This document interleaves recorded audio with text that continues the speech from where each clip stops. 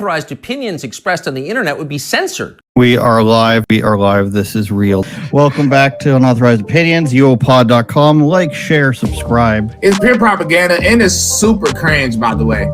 I literally went to the polls with nothing in mind. I saw a can of orange soda in the parking lot.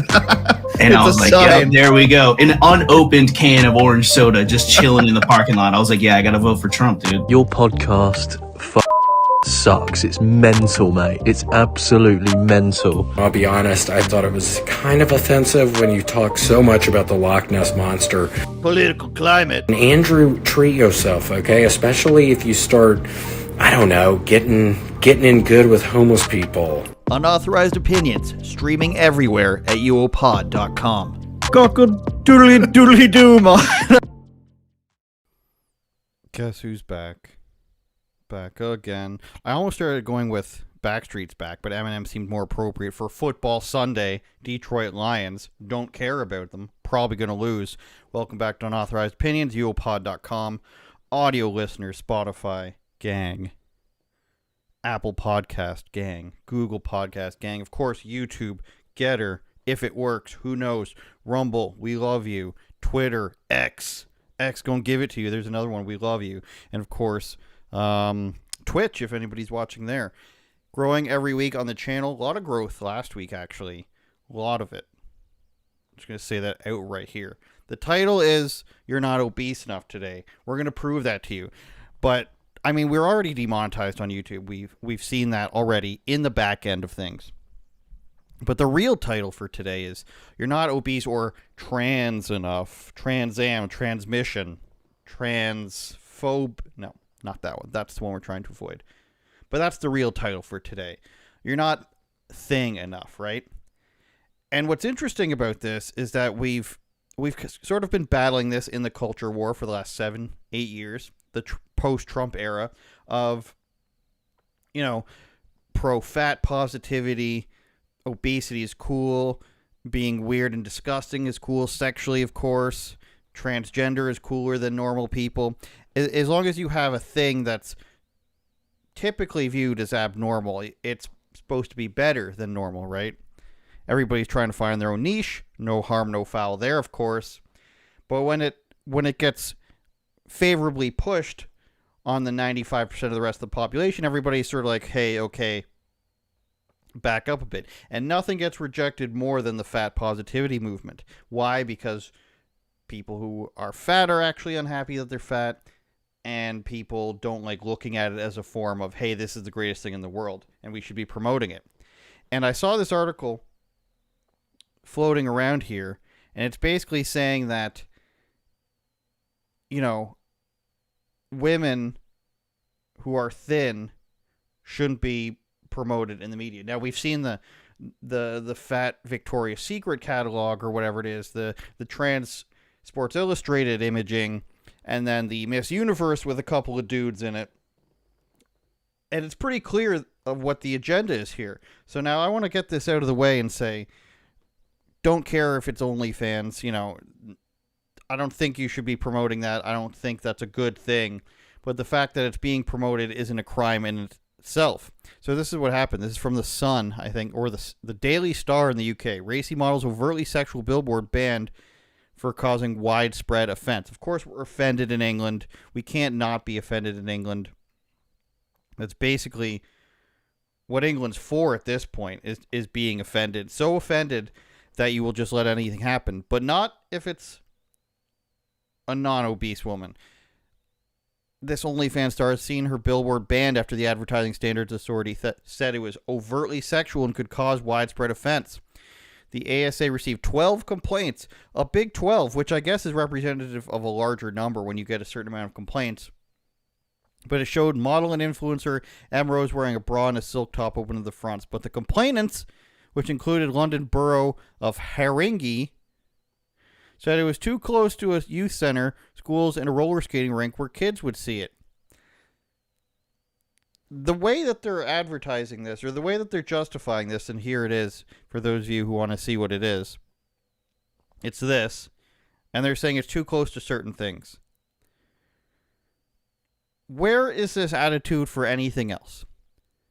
It's not existent. Because if this was a morbidly obese woman at Times Square, which we've seen and we will bring up, then it would all be well and good. That's the problem here. This woman doesn't have, she's not disabled, she's not morbidly obese, she's not pretending to be a man, she's not a guy in a dress, which we've seen with other guys. If that was the case, then this would be allowed and it would be celebrated.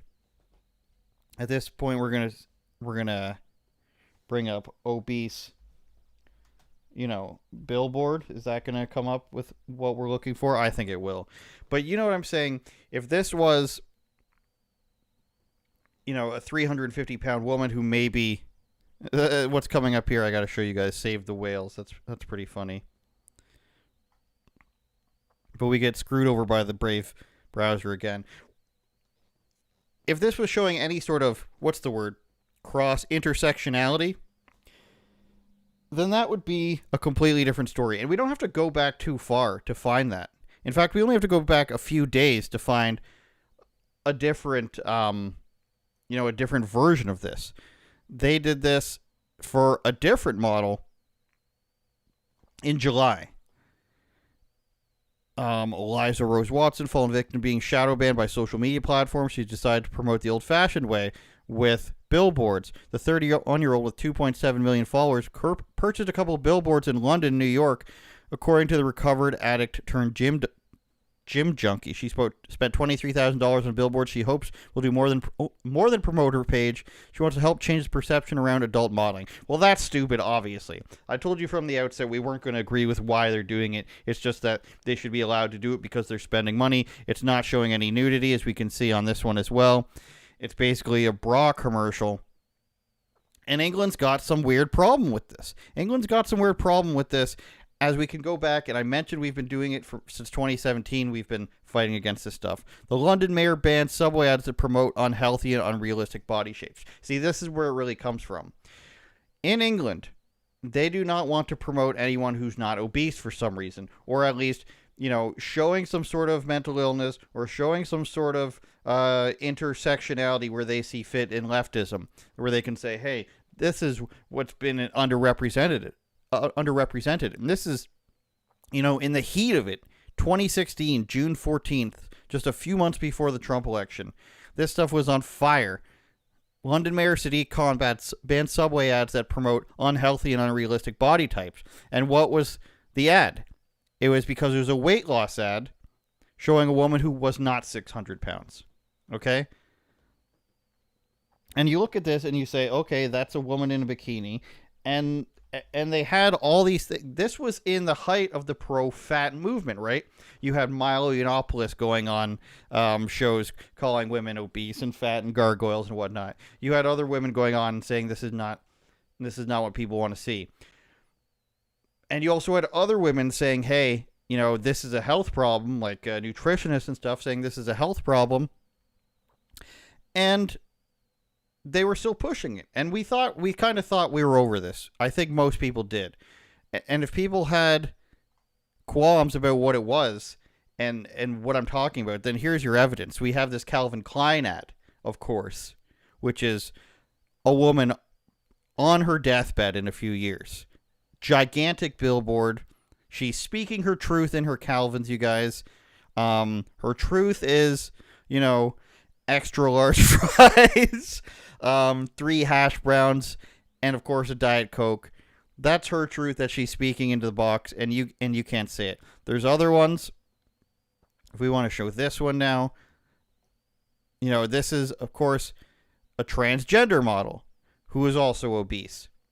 So if we compare these, we've got transgender model obese, we've got obese woman of couleur, that's French for you guys. And these are celebrated. They're amazing.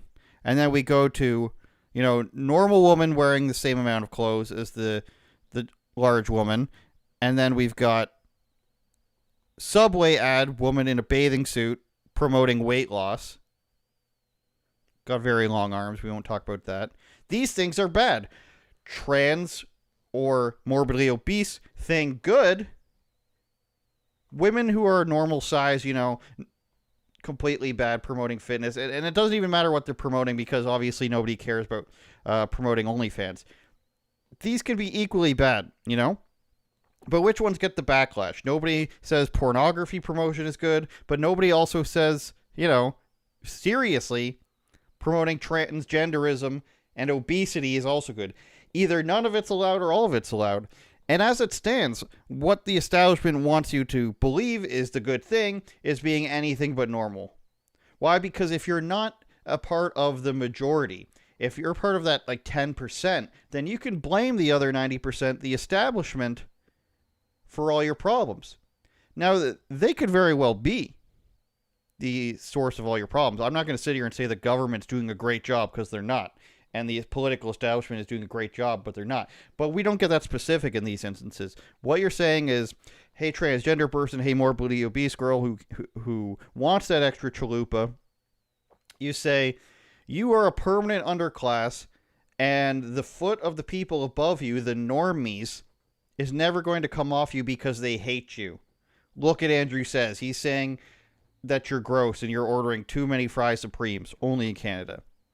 So therefore, you need to rise up, topple this system, topple capitalism, and we'll start anew, and everything will be even distributed evenly, and we'll all be happy, and it'll all be a good time. We totally won't go to gulags. We totally won't starve.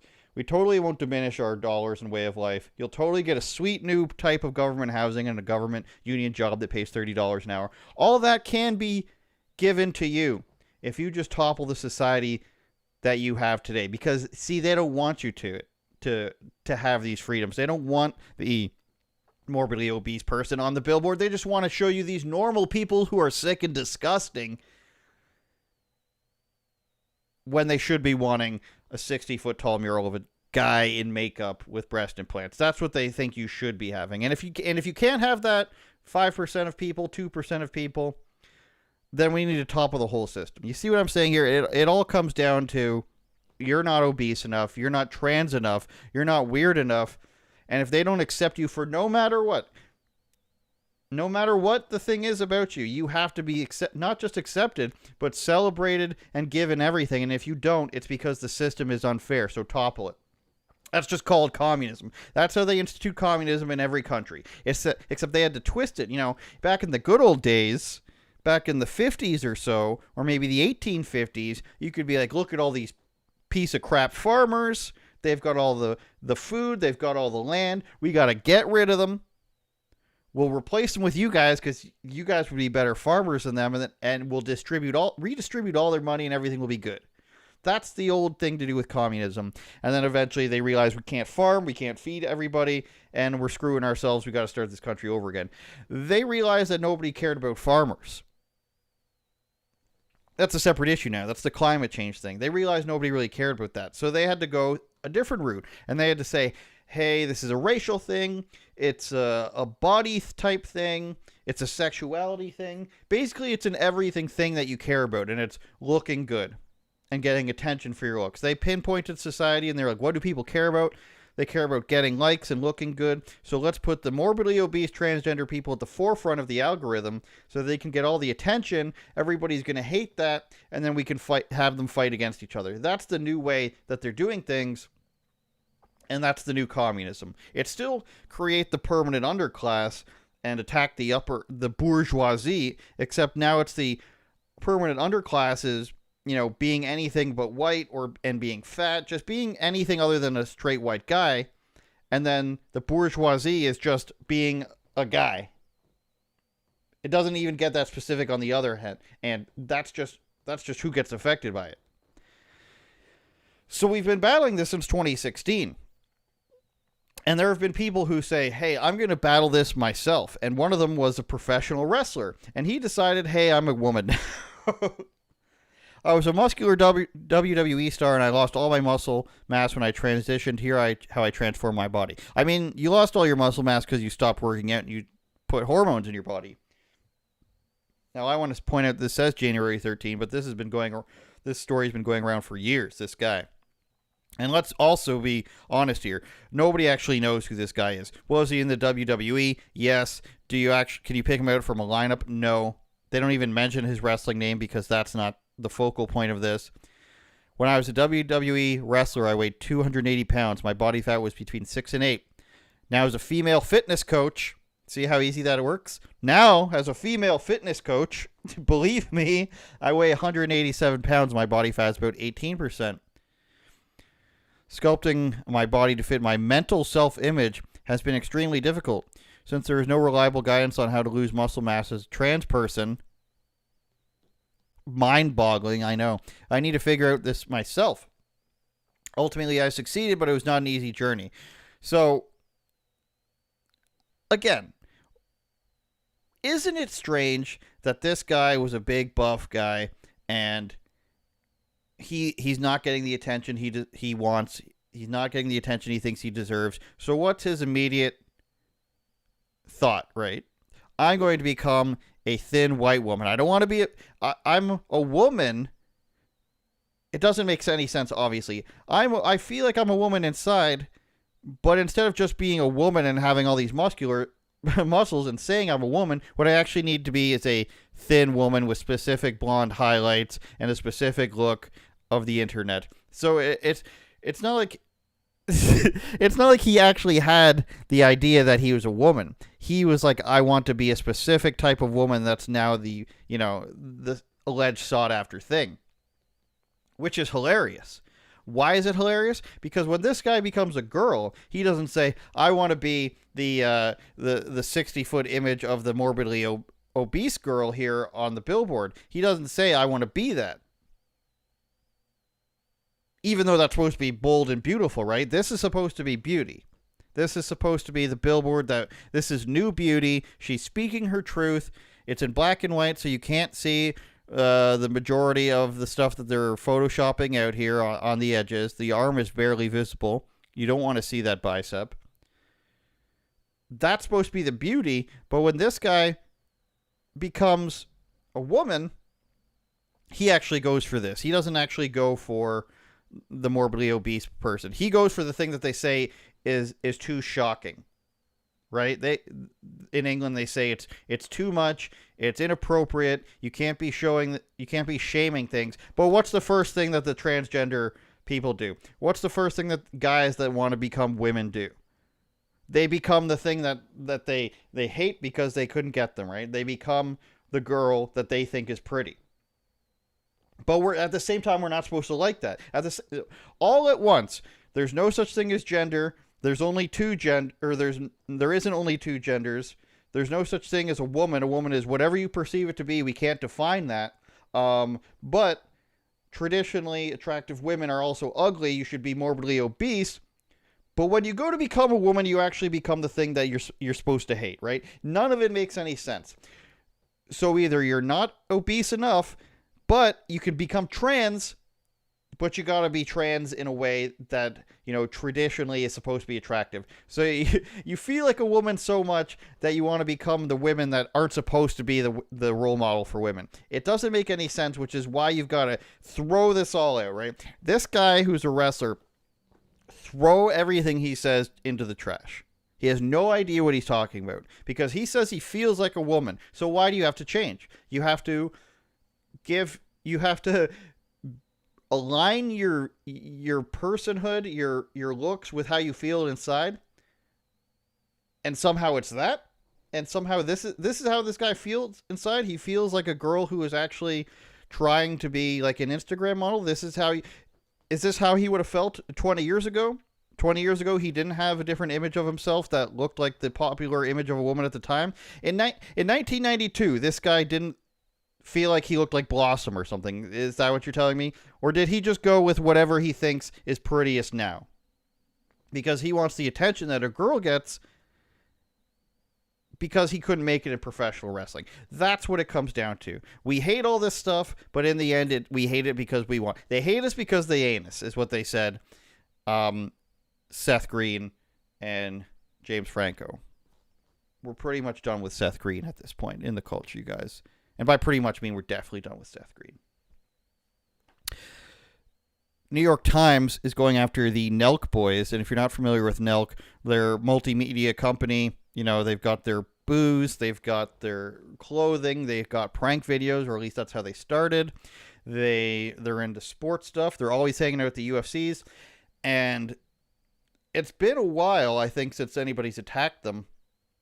But it's time they got their Dave Portnoy treatment, is what the mainstream media is saying. And now what they're prophesizing is that, you know, what people have known all along, really, is that they like tobacco. But now they're saying that it's underhanded deals. And now the Nelk guys are smart. Kyle, the leader of it's smart. He knows what he's doing. But the difference is they can't handle when people are just enjoying themselves. So whether or not it's them drinking their beers, their happy dads, which they've always done, or having packs of nicotine in their mouth, they're just doing what they're doing. Are they getting paid for it? I don't know. I personally don't care. But let's see some of the allegations they're going up against. He explains it. Boys, so I woke up to a ton of messages today that we made the New York Times. Let's check out this article. So first of all, I click on this horse shit, and you can't even fucking read it for free. I mean, who the fuck is paying for the New York Times anymore? My dad's fucking 63. I don't think he's paying for the fucking New York Times. I had to figure out a way to fucking hack this shit and read it. Before we get into this, written by Emily Dreyfus. Let's see this chick. Holy mother of pearl, boys. This girl looks like she railed fucking 8 grams of Molly before writing this article. Molly consumption aside, this article is about the video we did with Tucker Carlson when we surprised him with the biggest Zyn container for Christmas. And she's basically alluding to the fact that we might be working with Philip Morris, which bought Zyn for $16 billion under the table, and they're secretly paying us to promote Zyn. So I didn't even see this email until now, till I searched it up, but these journalists always have an agenda in a way that they want to spin the story. So she did email us, but she says, I'll need a response on record by tomorrow morning. They don't even give you any time to respond. They don't even give a fuck. So she's asking. I want to add something in there to the, you know, giving him notice thing. Generally, when people write articles, and they're not going to get a response. You have to email anyway if you're, you know, characterizing somebody in a certain way, or you're making a judgment call. For the most part, you're talking about a company or a person, and they haven't given a response or a comment, and they're not, you know, the president. You should reach out for a comment. Generally, they're not going to get back to you. And generally, in a story like this, where it's not timely, you give them adequate time to respond. It was the same thing with Dave Portnoy. If you remember his video, you know, they were calling up these people. They called him, or he called them, and he said, you're calling up all these people. You haven't given me a chance to respond. They said, we're going to give you a chance to respond the day before we do it. But it's a profile on him. It's not breaking news. The Nelk boys having having a video with Tucker Carlson being accused of doing an ad secretly. That's not a timely thing. That happened weeks ago. You're not doing anything breaking here. You can give them time to respond. And frankly, if you give them time to respond and give them an interview, you're going to get more traction, because it's not going to look like a hit piece when you have their stuff in it. I mean, it was always going to be that anyways, but that's all I wanted to clear up is when you have an article that isn't timely and you're not trying to get it out because, you know, Joe Biden just fell and you want to report it out there, you're not going to say, hey, Joe Biden's office, you have 6 days to respond to tell us why Joe Biden slipped on a banana peel like it's Mario Kart. If you're doing a profile on the Nelk boys and why you hate them, you don't have to email them a day before and say we're getting it out in the morning. You're doing that because you don't really want them to respond, and you want to get it out there without their comment, without them getting the chance to say, no, none of this is true. Because once it's already out there, then you can say, oh, I'll correct it and say that's not true. So basically, it appears that they're trying to pin them on some sort of underhanded deal, and before they can come out and reject that, they're just going to publish it, and then they'll go ahead and make the corrections after they've already gotten the damage done. And why would you do that? Because you're a writer who has an opinion about the Nelk boys and Tucker Carlson, and you want to get it out there. Us a bunch of questions. Do you get paid by Philip Morris? Was this a marketing stunt? Have they ever sent you gifts? You know, maybe sent you a bunch of fucking hookers for you and the boys? No. We only do this for one reason. We just love packing fucking Zinskis. We love throwing in upper deckers. We like catching a little buzz. What really pisses me off about it is that this girl literally got our boy fucking Chetty fucking Freezer, his TikTok account deleted. Look, she even says right here, I asked TikTok about it, and it appears that the account has been removed after I asked the company about it. Like, she's literally bragging that, like, she reached out and got his account deleted. I don't know. Maybe her whole agenda is she's banging someone else at another tobacco conglomerate or something like that. I don't know. But Emily, I think you need to take a fucking chill pill. Or here, I got a little fucking upper deck ski for you right here. Put that right up. Let's see, right up there. Oh yeah, top shelf like fucking Austin Matthews, on track to be. So obviously he's gonna demolish them. He's gonna demolish them in looking cool. But I want to point out another part where they ask all these questions, right? Do you receive compensations or gifts from Philip Morris International, its affiliates or contractors? I mean, generally when you ask people questions like this, it's pertaining to something that's already happened, right? So if I'm going to write an article about the Nelk boys and they go out and they give Tucker Carlson this giant nicotine thing, you're going to ask them something like, where did you get the giant nicotine thing? Was that provided by Philip Morris? Did Philip Morris pay you to do that? Did Philip Morris deliver it themselves? You ask some questions about stuff that's already happened. Not say, hey, would you like to admit to any crimes? I mean, the article talks about how rich Nelk is, and we'll get to that in a second. But the email, it's like, do you really think that Kyle from Nelk here and Nelk management and lawyers are going to say, yeah, we get gifts from them all the time, and we're one of its contractors and affiliates, and we get compensated by them, and we get taken on vacation by them. It's like when you watch Cops and they're just like, please admit to some crimes or something, and they're just like, do you have anything else in the car? Is there anything else you want to tell us? Do you want to tell us who was with you? It's like, please admit to some crimes. It's pretty insulting for them to go out and just say, hey, Kyle, would you like to confess any crimes in this email to the New York Times? I'm guessing that there's only two options here. One, this woman hates Nelk so much and Tucker Carlson so much for what they stand for that she's trying to insult them with her questions. Or two, she thinks the New York Times is so important because she gets reactions like they had from TikTok there, that she thinks she's going to scare them into saying something. She doesn't actually know how big they are, and she wrote their sales, but I'm leaning towards the first one as I talk, but the only other option would be, she thinks that she's really getting them and really scaring them, because for some people, an email from the New York Times or the Washington Post has a lot of weight behind it, right? If you're one of these people that isn't too familiar with what they do, and that's fine if you're not, I'm not judging that. I'm saying with that email suffix of at New York Times or at Washington Post or at the Wall Street Journal, that's heavy for a regular person. That's going to come down on you. So when they start, can basically, allegedly, accusing you of crimes or things that you haven't publicized before, it's gonna feel like the weight of the world is about to come down on you. Now, obviously, that's not going to happen for Kyle. Obviously, Dave Portnoy didn't feel that way, but this article had a lot of vibes of that sort of thing. So I basically, control F'd Nelk in this, and it came up 6 times, including the video with Tucker Carlson there where they deliver him the giant Zyn package. But they talk about, how much they sold in 2020 in merchandise, and they brought the giant Zyn tin from a helicopter. Carlson said it's the greatest day in his life. And they even say they emailed Tucker Carlson. He responded pretty funny because he said that Zyn cures erectile dysfunction. And then Zyn said, no, it doesn't, actually, Mr. Carlson. And they just go about talking like you would talk if you're trying to tackle somebody, if you're trying to bring them down. It's very reminiscent of the whole attempt to take down Dave Portnoy. We can't know for sure how many children follow the Nelk boys. Social media companies generally don't release granular age-related data.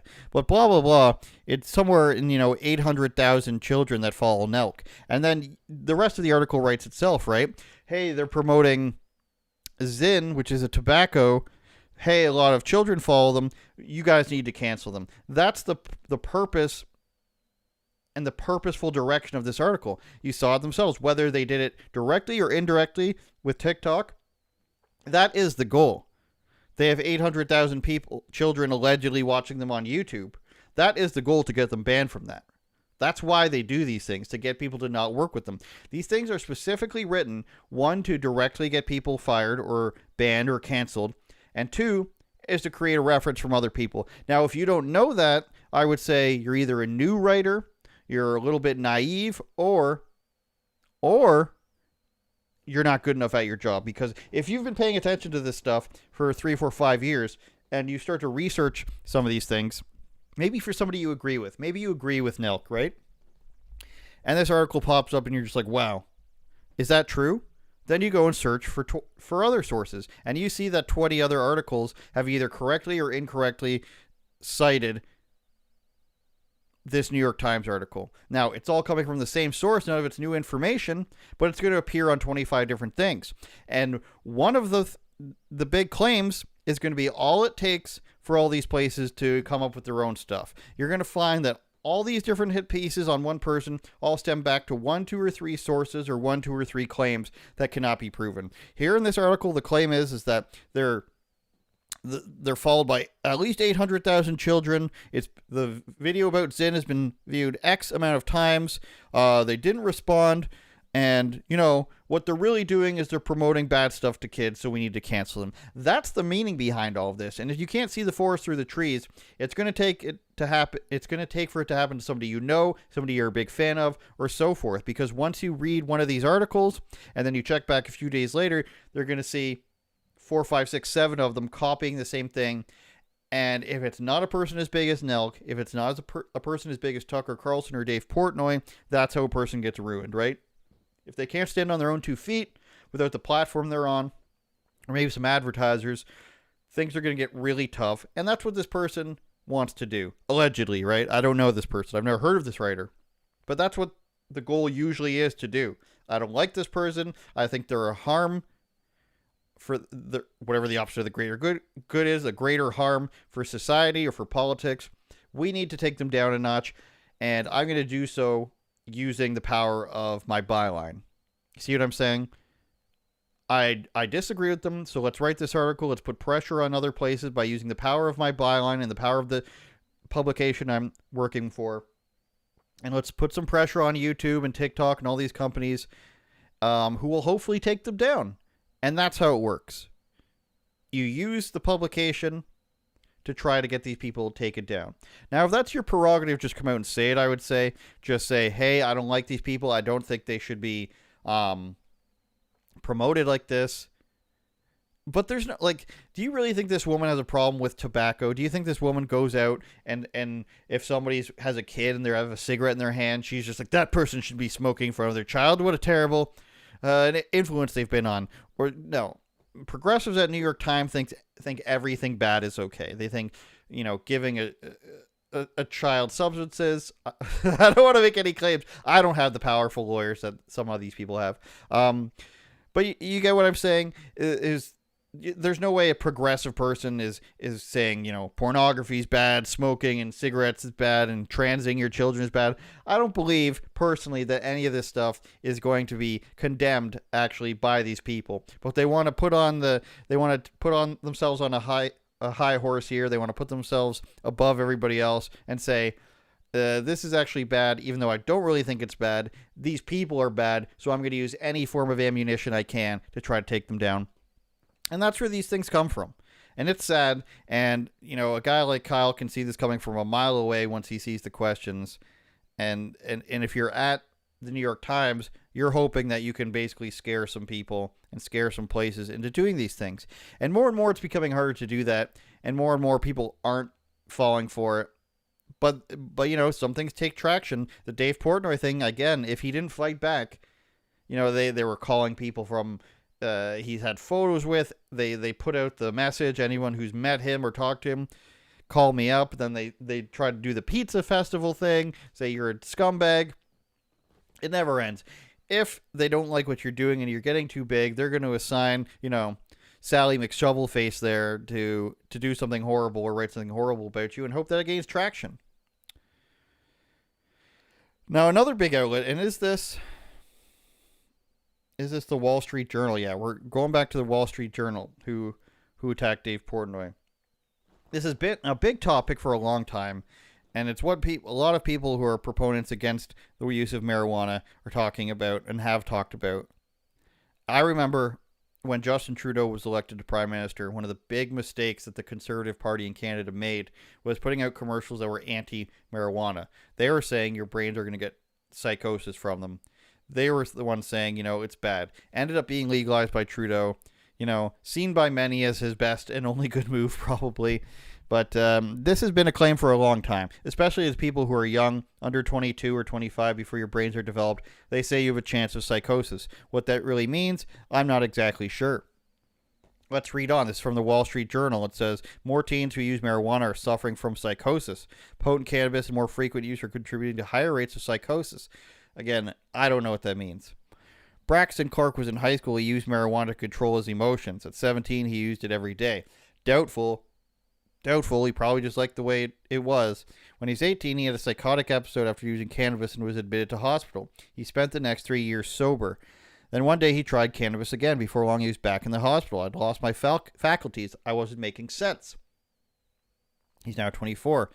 He's been sober a year and is thriving in college with the help of medication. Doctors have diagnosed him with a psychotic disorder brought on by using cannabis. I mean, we are 4 paragraphs in here, and already now this isn't meant to be a pro marijuana segment, but if we're gonna psychoanalyze an article here from a critical standpoint, we're gonna go ahead and say, 1, he's a teenager. He doesn't know what he's talking about when he says, I need marijuana to control my emotions. 2, we don't know what psychotic disorder means. We haven't defined it. And 3, does anyone you know in your current life, when you're in high school and you're in college, does anybody know anybody who had a psychotic episode from using marijuana or getting psychosis, who lost their faculties? The 4th thing would be, it doesn't sound like weed. If you have a psychotic episode and, something like this happens to you, it doesn't sound like you smoked weed to me. Just like if you take a shot of tequila, or you take 5 shots of tequila, or you take 10 shots of tequila, and you kill somebody, it doesn't sound like it was like you go up and murder somebody. It doesn't sound like it was the tequila. It sounds like it was, PCP or something else in the tequila, or you were planning on killing somebody. That's my point. Not that these drugs will necessarily make you kill somebody, but when something completely out of the ordinary happens, you smoke a cigarette and you have this overwhelming desire to make a cheesecake. These 2 things sound very unrelated, probably because they are. That's my point here. Let's read on. Braxton is among thousands of teenagers and young adults who have developed delusions and paranoia. Okay, that's a little bit more reasonable after using cannabis. Legalization efforts have made cannabis more readily available in much of the country. More frequent use is at many times as potent as strains common. More frequent use of marijuana that is many times as potent as strains common 3 decades ago is leading to more psychotic episodes. This isn't the cannabis of 20, 30 years ago. Now, this is true. Everybody and their mother will tell you that, they've pretty much perfected cannabis. Like, it's the difference between, 40 proof alcohol. You're getting some absinthe that's 60, 70% that tastes like turpentine, or you're having a beer that's just 6% alcohol. A nice lager, a nice stout, even though those probably wouldn't be. Some James Reddy, 6.6% alcohol. That's the technical difference between potency. Of course, it's not the same thing at all. Just like alcohol and PCP isn't the same thing, marijuana and alcohol are not the same thing. There's levels to this ish, right? Paranoia and delusions, probably. The delusion you're probably going to come to is like, people don't like you as much as you hoped, or you don't have as much confidence in your career. The paranoia is going to be like, oh my God, are my parents coming down? Oh my God, have I paid all my bills? That's the sort of things. And again, this isn't a pro marijuana segment. This is called being realistic. If this was an article about how, 20,000 teens a year were drinking Bud Light and it was turning them literally transgender, I would say that's probably not the case. I'd say it's probably not what's doing it. The cans of Bud Light, I don't think, are directly turning them trans. I don't think so. But let's keep reading this. Strong weed, I don't know if that leads directly to psychosis or psychotic episodes. Rates of diagnoses for cannabis-induced disorders were more than 50% higher at the end of November. Symptoms of serious mental disorders, including schizophrenia, now that's the one I've read about before, often emerge in adolescence.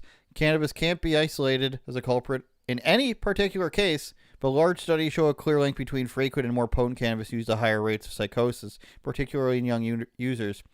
Now, if I was being overly critical again, I would say, considering they said that can't be isolated as the culprit, if we were to apply that to other things, let's say a little thing that ends in 19, a little bit of sickness ends in 19, where people have 4.4 comorbidities, and we scroll up to the top of this article, and they say he's been giving a lot of help with medication. I'm starting to put 6 and 6 together, and it's not equaling 13. You know what I'm saying? We can't really pin it down to cannabis. We're making a loose connection here, but he's all better now because we've given him pharmaceutical drugs. It sounds to me more like people with mental disorders are smoking weed, they're probably doing other drugs, and they're saying, instead of doing these drugs, take our drugs. Isn't that kind of always the case? You know, you could use chicken noodle soup, you could use neocitrin, but why don't you just get this thing into your arm? Why don't you get the flu shot? Our drugs are better. You could take aspirin, you could take Tylenol, you could take Advil, if we're going through brands of things. But our drug, the government's drug, is better. The other pharmaceutical company's drug is better. You guys could be smoking weed, but that could lead to psychosis. So please, only our drugs are good. Again, I'm not saying that this is the point of the article, but I'm reading between the lines here, and you got to start to notice similarities between these sorts of things. We can't tell you, this isn't actually what it is. We can't tell you that's what it is. But we wrote a whole article about it, so that's got to mean something. Everyone psychotic episode following cannabis use was associated with 47% chance of a person developing schizophrenia or bipolar disorder. A 2017 study in the American Journal showed the risk was highest for people 16 to 25 years old and higher for instances including substance. Okay.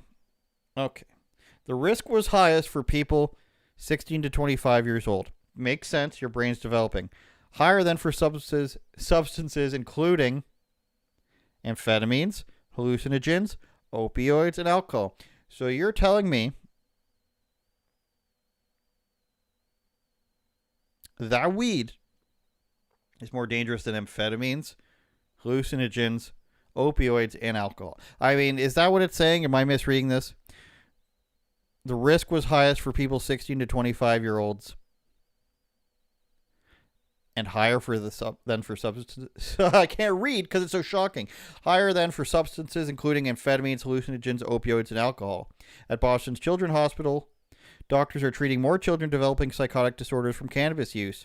Nearly a third of adolescents they see for checkups say they are using cannabis. About a third of children using cannabis report experiencing hallucinations or paranoia. See, you're not convincing me here because these are not direct links. Again, up here you said you can't pinpoint any of these things, and you're telling me they all use it, but these kids are probably, are these kids just admitting to using weed, but they're actually using much other things? You don't hallucinate on marijuana. I'm sorry. You don't hallucinate on marijuana. You don't hallucinate on alcohol. These are just not things that happen. You can be paranoid. You can be sketched out. You can maybe hear a little something, you can hear things more closely. The idea of actually hallucinating, as in seeing something that's not actually there, is not a thing from this plant. I'm sorry. Canadian sorry. This is not a pro-weed segment. This is a does this article make sense segment, because we're seeing it more and more. It's a lot of my life figuring out what to do with these kids, Dr. Sharon Levi said. Until recently, marijuana referred to plant material. These days, it can mean plant extract containing highly concentrated THC, the substance responsible for marijuana's intoxicating effects or lab-creating derivatives that we're getting into. See how we're sliding these things in here? Lab-created derivatives. Spice, I believe it's called. Fake weed, meant to simulate the effects. That stuff's going to mess you up. Cannabis has become more potent and its associated risks with higher rates of psychotic disorders. Psychotic episodes following cannabis use could be more likely to lead to chronic psychiatric problems for those following consumption of other illicit drugs. Average percentage of THC in cannabis sample size seized by the Drug Enforcement Administration. I mean, they're seizing more and more power, 16% though. Again, if you're not in the know, if you don't know, and it's going to sound like I smoke a ton of weed, but I actually don't smoke any at all. the average percentage of THC in cannabis samples seized by the Drug Administration is upwards of 16%. If you go to your local neighborhood cannabis store, you realize that they're selling most stuff between 20 and 30%. So they're seizing stuff that's not actually quite that powerful. And this is why this article is not believable to me, is because they haven't really connected anything. They're saying people who have used marijuana, admitted to using marijuana, are having psychotic episodes.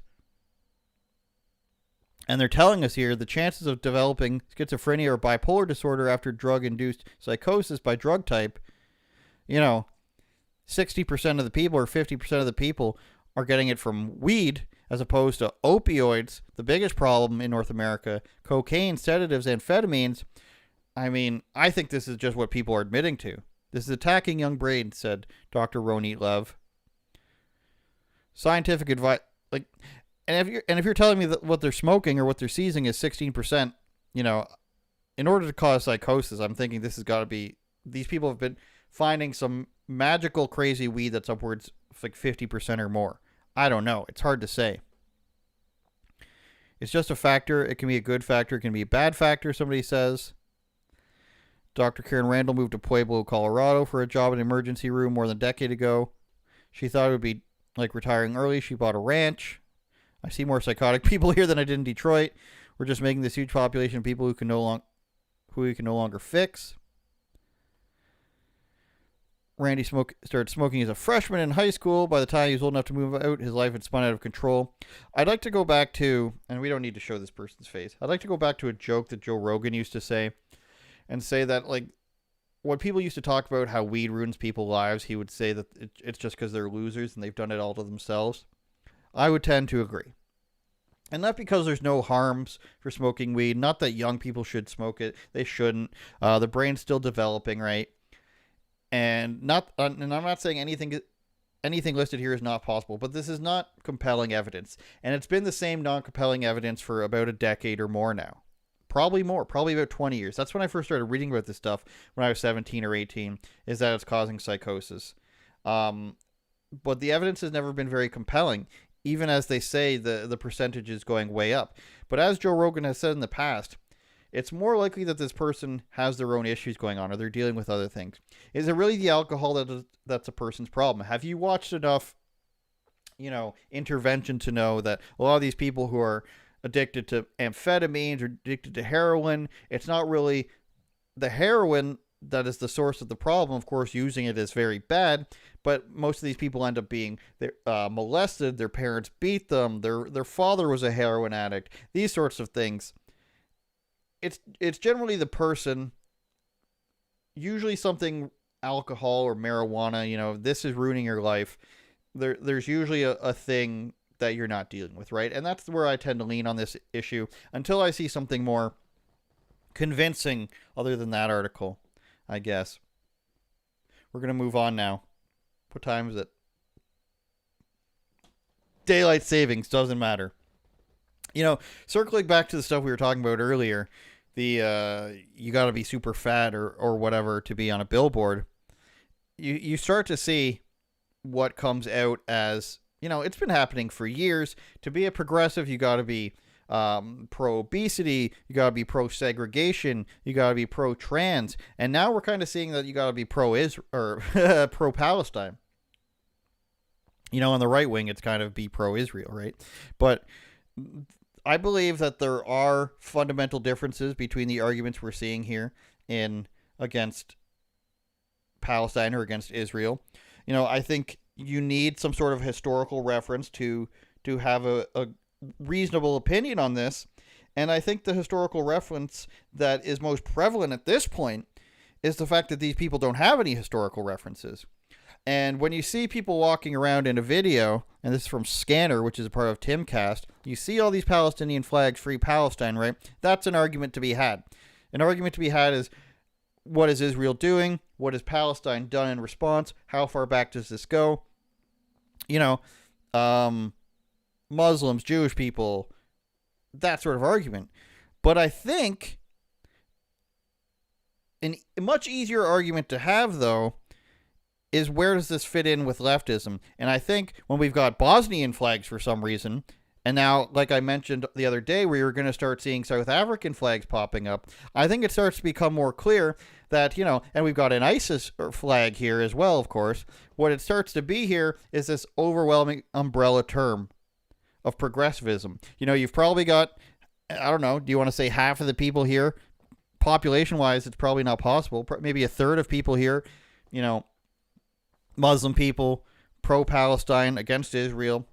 That's its own argument. But when you get, white women and teens and all these other people waving South African and Bosnian flags because, Bosnia had a war with Islam, you start to see that it's basically an overwhelming leftism argument. If you are a leftist, you're supposed to be pro-trans, pro-obesity, pro-abortion, anti-gun, anti-free speech, and also now pro-Palestine. So they're getting all roped into this, and you're going to see in this video, like I mentioned, South Africa flags are popping up. But the easier argument here is, I think that's an Irish flag. They're trying to bring everybody in here, and that's not the Palestinian people. The Palestinian people aren't saying, hey, South African people, we have the same plight. You most certainly do not. Hey, ISIS people, I don't know, maybe that is, but you would have to hope that they're not pro-ISIS. I mean, I think that's a Saudi Arabia flag. But one thing that you can easily argue is, where do the trans flags come in? We've got a gay, that almost looks like an Ottawa Senators gay pride flag. If this is in Canada, I wouldn't be surprised. No, that's a gay Antifa flag. So the Palestinians aren't the fondest of the LGBTs. The Palestinians aren't the fondest of the T portion of that specifically. It's in here somewhere. This is the money shot here. We've got Palestine. We're marching for the people in Gaza. We've got, we've got the trans flag here. We've got the trans pride flag here. And there's a lot of trans flags in here. And I'd like to know where the crossover comes. So that's the argument I'm talking about. Is the easier argument here is not who's right and who's wrong in this. Is this just another leftist ploy here to try to be divisive? And I think it is. I think when you get, 100,000 people out and 75,000 of them are the same people who are in Antifa riots and BLM riots and Women's March and Trans Day and Pride Parade things, I think it becomes fairly obvious what's going on here. And it's that people don't actually care about a particular issue. They care about, going to a street party and exploiting an issue so that they can say they're a victim, along with give me money, please. And that's what a lot of it comes down to. When you've got, 10 transgender flags walking in the middle of a pro-Palestine event, either those people are, right-wing bigoted plants, or they're people who say, hey, everybody who I agree with is, big climate change activists. They want to stop oil. They're pro-trans people, and they're also pro-Palestine. So I'm probably welcomed there. A little bit lacking in the historical reference, don't you think? A little bit lacking. So what we have here is yet another issue, yet another conflict like Ukraine and Russia, where it's like pick a side, and the conservatives seem to be in the establishment on the Israeli side, and the progressive establishment seems to be on the Palestinian side, not John Fetterman, though. And they say, well, obviously I'm on the side that's, progressive, right? The Palestinian side. So I better wave that triangle flag with the circle and the dot and everything and the pink and the blue. Not knowing what would actually happen as, LGBT thing in Palestine. We all know, okay? We don't have to say it. We don't have to get kicked off YouTube to say it. It's kind of like Antifa and Islam working together, right? They agree until they disagree. They agree until they disagreed on, drag queen story time in Canada and in England. And guess who's going to win that one? Islam's going to win that one. I don't think, nobody thinks that, guy who's confused about his gender is going to lose against guy who's very sure that he wants Islam to be the dominating force in the world.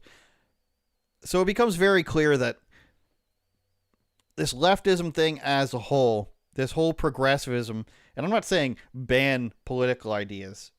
when I say this. I'm not saying, crack some skulls on some political rallies. I'm not saying that at all. But I'm saying, ideologically, it has to go. Like when you get people who are so historically inept and psychologically confused or ideologically confused, and they're so desperate to go out and be part of something that they don't understand at all, that they're saying, hey, free Palestine, but also transgender rights. Your opinion has got to go, okay? That's a person who really, really, really is just siding with things just to be part of something. And is that a symptom of society as a whole, that you're so desperate to be a part of something that you think they're opening the trans arts museum in Gaza? Yes, that is a bad sign for society that people will think that. But the fact that there are powers that be that say, welcome in those people, let them march with us, don't tell them that we completely disagree, don't tell them that there's roof activity going on, don't tell them that there's stoning and caning activity going on, just bring them in and we'll deal with them later because we need to get this other side so badly. When that's the predominant thing that's happening, which is what's happened the past 4 or 5 years with Antifa and BLM, which is destroy everything until we can, sort out our bedroom later. It's a real problem because the destruction will not be rebuilt when you have these different factions fighting. When you've got Antifa saying, hey, we can't have laws, and then the Islamic regime saying, hey, Islam's in charge now, and then the transgender people saying, hey, why aren't we getting any more free stuff, and why aren't you, abiding by our gender ideology? The country doesn't get rebuilt that way. It becomes some sort of either theocracy or some sort of terrible communist regime or, a big orgy of some kind. That's what happens when that's how things aren't going in the right direction. And that's how people don't actually care.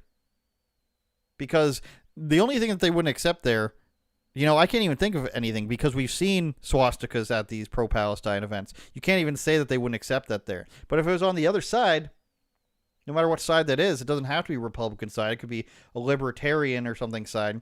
You'd say, I don't want to be associated with this. The French party up here in Canada would say, I don't want to be associated with, the English flag or something. They'd say, this is our thing. We're going to set the boundary here. In this weird leftist chasm of bring everything in as long as it destroys whitey, there's not really any borders being made, any limits being made, because they just want to tear everything down. And when you show up to a street party and you don't, an environmental street party, and you leave garbage everywhere, that pretty much tells you where you're at, doesn't it? UOPod.com. We've got one more thing to get to, but we're going to get to UOPod.com just for you guys to tell you about the Patreon podcast that we've been doing every single week here. Bonus podcast comes out every week towards the end of the week. And what I can tell you is something is coming. Not winter. I'm wearing Camp Crystal Lake. Thought I was wearing a Game of Thrones things for a second. But winter is coming. And I want you to go to patreon.com/UOPod as I'm doing it right now and subscribe because we have a bonus podcast every single week. And we have a new format coming for stuff every single week. Or sorry, not every single week, but next week. And you get a bonus podcast. You can become Joe Rogan for just $7 a month. You can become a super fan for just $15 a month. Or you can become an unauthorized person for $40 a month. And you'll be able to suggest topics that we've covered previously in the show. We've covered somebody else giving topics is what I'm trying to say. I'm jumbling over it right now. But for that tier, you can suggest topics. And we will talk about those with a guest or with myself. And we've done it before. So you can see the attack of the doctors from 2 days ago where we revealed, stuff from Dr. Fauci and Dr. Tedros that you probably haven't seen before. I haven't seen before, but it's a document from Dr. Fauci. And then, of course, him saying that social distancing isn't really a thing that we just made up because it sounded cool. And Dr. Tedros wants you to be vegan. We've got the Cat Williams takes. We've got Kwanzaa takes. We've got stuff with Anomaly that you haven't seen before, and we've got stuff with John Doyle that you haven't seen before either. So the bonus podcast isn't the only thing on the Patreon every week. That's what I'm trying to tell you, is that we do have a bonus podcast every single week, but we also have different bonus content. I want to talk about the NFL for a moment before we go. And I want to say that the Buffalo Bills will never win. The Buffalo Bills will never win a Super Bowl. They lost 4 in a row, and this is just one more reason why the Bills will never win. They canceled a game, rescheduled it for Monday because of snow. Oh shit! Oh, hell no! Woo, we're cleaning. We're shirtless. That's crazy. So this is allegedly fans helping to clean out the stadium so it'll be ready for Monday. It was supposed to be on Saturday, but they decided to cancel it. The governor decided to cancel it because there's a storm. Now this is the stadium, how it looks. And yeah, it's bad. But you bring the plows out. You bring the plows out, you bring the shovels out. You cover the field. You cover the seats. Once people start piling in, you uncover everything. The fans sit there with their foot warmers. They sit there with their hats and their cozies. And you play the damn game, Buffalo. Okay, imagine we didn't have an ice bowl. Imagine we didn't have the Tom Brady tuck game. The snow game, I believe it's called. Imagine that.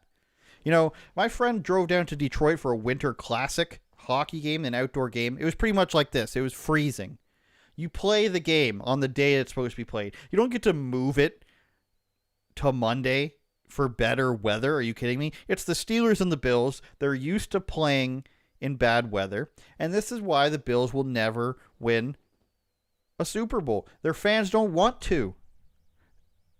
Just like Leafs fans don't care about winning the Stanley Cup. They would like it. It would be a good change of pace for 70 years. Sorry, 50. Bills have never won a Super Bowl. Lost 4 in a row. 4 championship games in a row. They don't want to win. Heard it from a kid the other day. The boys don't hate to lose. And the boys, in this case, are the owners. Of course they don't. People drive from so far away to go to Bills games, just like people drive from so far away to go to Leafs games. They're going to be alright. But they don't want to win. If this was the New England Patriots, do you think they would cancel this game? No, they would not.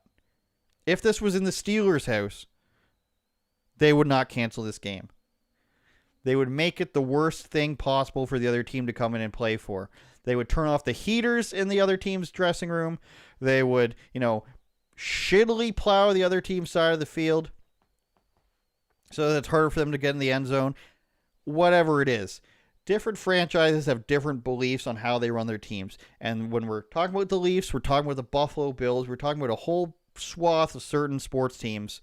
It's about mentality, and it's about having a winning mentality. You don't change the game till Monday because it's snowing too much. It's actually not that bad. They played in minus 20 in Kansas City yesterday, I'd like to point out. Minus 20. And Buffalo's afraid of the snow. You just get it over with. You're just making it worse for yourselves. Buffalo Bills, they might win this game. We'll track back here and see. We might edit this part out. But this will never be a Super Bowl winning team. They're afraid to play in the snow. Give me a break.